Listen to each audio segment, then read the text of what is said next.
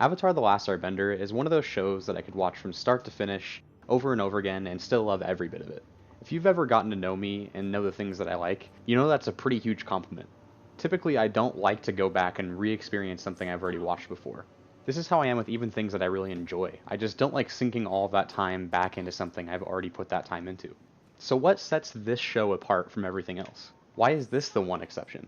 Well, I'd say it's pretty much near impossible for me to nail down one aspect of the show that could really sum that up. So bear with me as I fangirl just like this guy about one of my favorite shows of all time and explain to you why Avatar: The Last Airbender is so memorable. I would say the first element, no pun intended of course. Okay, who am I kidding? Honestly, pun is totally intended. But the first element of the show that I would say hooked me from the start was the bending system. In a similar way that properties like Harry Potter and Game of Thrones give fans respective sections or groups to go ahead and associate themselves with, bending is no exception to this. You have the four basic elements. Water. Earth. Fire. Air. The bending system was very visually appealing to me when I first started up the show. I'd say it's generally pretty hard to go wrong with flashy, elemental martial arts. But it was always cool to be able to see everyone's own creative spin on their own bending. My personal favorite example is Toph.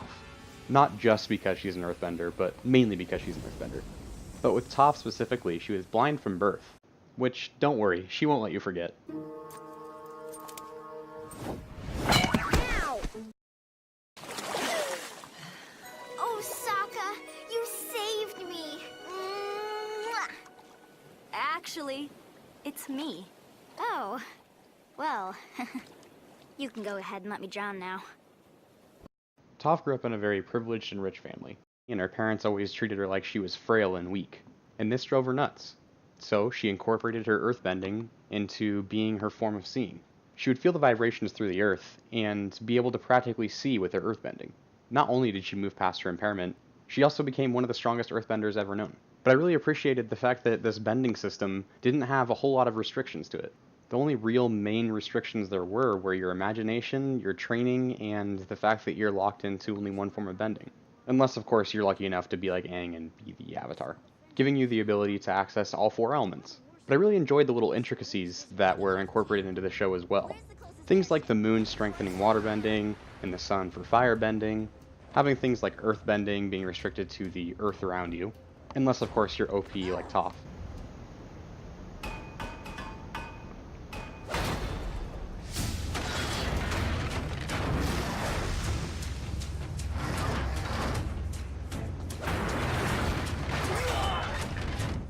And, well, airbending's pretty strong too.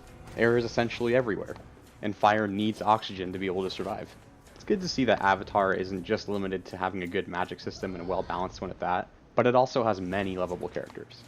While you follow Aang and his friends, or the gang, it's hard not to love the banter between all of those characters. Sokka's comedic relief, Katara's caring nature, Toph's harshness, and Aang's lighthearted attitude.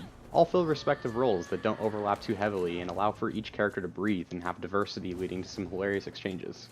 But I can't bring up characters without paying homage to one specific character. The legendary, the one, the only, the Boulder!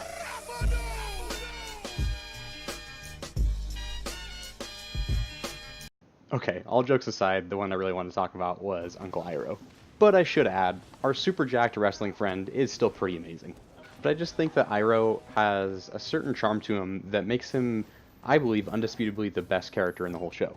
His comedic timing, paired with his honest life advice, usually given in the form of trivial parables, makes his character so perfect. Whenever I think of the show, I have a really hard time not thinking of Iroh in general. Did you see what I did there? General Iroh. Dude, come on. Seriously, no one's gonna want to watch your video. Okay, I'll stop with the puns. For now. But you could argue that Iroh had a pretty heavy influence on the development of the show. That being the redemption of Zuko, his role in the White Lotus, and so on. But while we're talking about the development of the show, I think it would be a disservice to not talk about the development of the characters.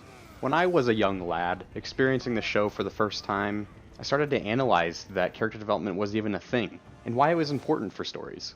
Those probably wouldn't be the words that I would have used back then, but it was still something that I was finally acknowledging. When you first start up Episode 1, Season 1, Book 1, whatever you want to call it, you see a less confident and less powerful Aang, an unsure of herself Katara, and an insecure Sokka that has a wannabe tough guy outer shell. Throughout the show, these characters grow up and experience events that change them. This point is most effectively demonstrated when you look at Zuko. The fact that this character could go from this I don't need any calming tea! to this Hello, Zuko here. is evidence enough. Even though Zuko can be kind of annoying from time to time, he was at least understandable. At the beginning of the show, he was going through his whiny teenage phase. Not only that, but the only path that was really set before him was just shattered and taken away from him. The only identity that was ever really a choice for him was to be the perfect prince and to follow in his father's footsteps. He was never given a choice of what he actually wanted to do. So this made his failure with his father much more prevalent and much more damaging in his life. So naturally, he felt he only had one path set before him, to capture the Avatar.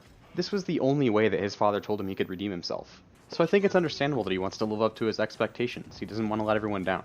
And that's why we see him remain so fixated on taking down Aang.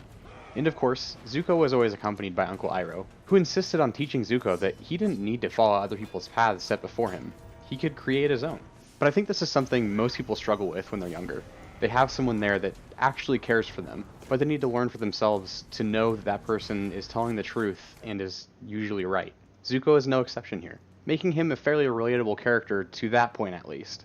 Iroh was just trying to get Zuko to realize that it was okay for him to want other things than what people had always told him he needed to do. Sometimes he needed to pursue things for himself, not for other people. Or maybe learning who were the right people for him that he needed to pursue to make happy.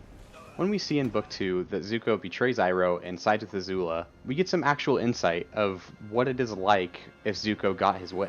After Azula attacks Aang in the Avatar state and makes it look like he's going to die, she gives the credit to Zuko, giving him the redemption that he needs to be able to return home. Now we as viewers know that Aang doesn't actually die, but everyone in the Fire Nation doesn't know that.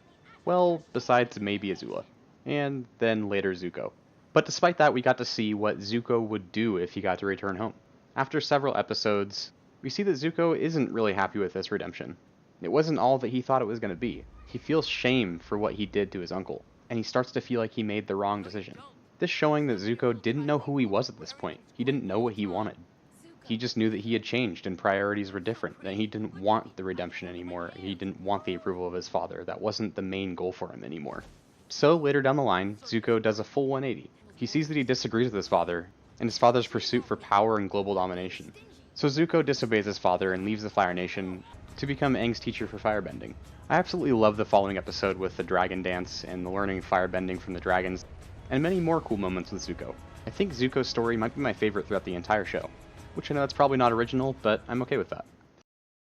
The sense of humor in all three books never gets old to me. I have rewatched this show from start to finish at least 5 times that I can remember, and I still find myself laughing out loud at Sokka's jokes, Appa and Momo's interactions, and various other things. And if you've watched this show through, chances are that I can get the Secret Tunnel song stuck in your head for the whole rest of the day by saying, well, Secret Tunnel! Secret Tunnel! Through the mountains! Secret, secret, secret, secret tunnel!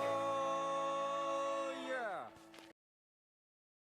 From the Cabbage Guy to the oblivious people in the fortune-telling village to King Boomy being, well, King Boomy, there's so much to appreciate in the humor of this show. I think every single episode has at least one great one-liner or funny coincidence to lure you in. I think I could talk about this show for hours, and I really do mean that. Just ask my wife, I'm sure it's obnoxious. Even after all of my insufferable badgering and out-of-context references, she still ended up watching it all the way through and enjoying it. I think that could be said for most people that watch this show. I haven't met a single person to date that has watched the full show to completion and hasn't found it memorable or enjoyable. Obviously there will be some people that disagree with me, but you know, some of us are destined to be like Azula, crazy and irrational, so I get it. But I do hope that if you haven't given this show a fair shot yet, that I've actually done my job and influenced you to go try it out. But as always everyone, thank you so much for watching. If you enjoyed this style of video, please let me know down below by giving this video a like. Maybe even leave a comment. And while you're down there, please consider subscribing to me. I will most likely keep putting out videos like this, talking about things that I enjoy, analyzing them, and telling you why I like them. So if that appeals to you, stick around. Or if you want to see other styles of content, let me know with a comment. Let me know what you're thinking. If you have any new suggestions with subject matter, editing advice, or even suggestions on new video styles entirely, please share that with me. I'm pretty open with advice and suggestions. But other than that, that's all from me, and I'll see you in the next video.